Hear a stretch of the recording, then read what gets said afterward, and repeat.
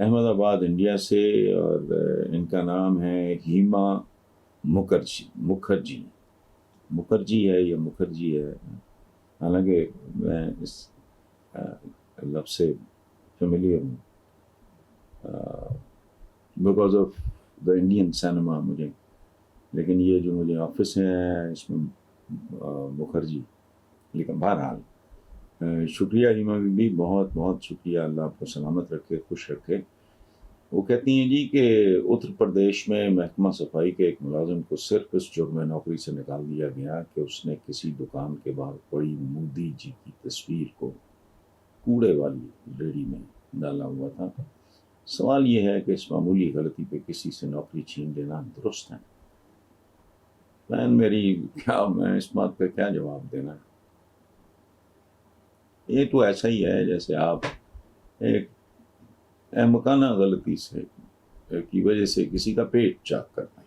نوکری چھیننا آج کل، میں ہندوستان کے حالات سے بھی تھوڑا بہت واقف ہوں، پاکستان کے اپنے معاملات ہیں، یہاں کسی کو بے روزگار کر دینا تو ایسے ہی ہے جیسے آپ نے اس کا پیٹ کاٹ دیا، تو ظاہر ہے نہیں ہو سکتا۔ اور لیکن سوچنے والی بات مودی صاحب کے لیے یہ ہے، اور میں یہ بات بہت ادب احترام سے کر رہا ہوں، میری وہ مینٹالٹی نہیں ہے، میں دنیا کے ہر سربراہ کا احترام کرتا ہوں، چونکہ ہمارے قرآن پاک میں ایک حکم ہے، لوگوں کو ان کی منزلوں پہ اتارو، گیو پیپل دیئر ڈیو، ٹھیک ہے؟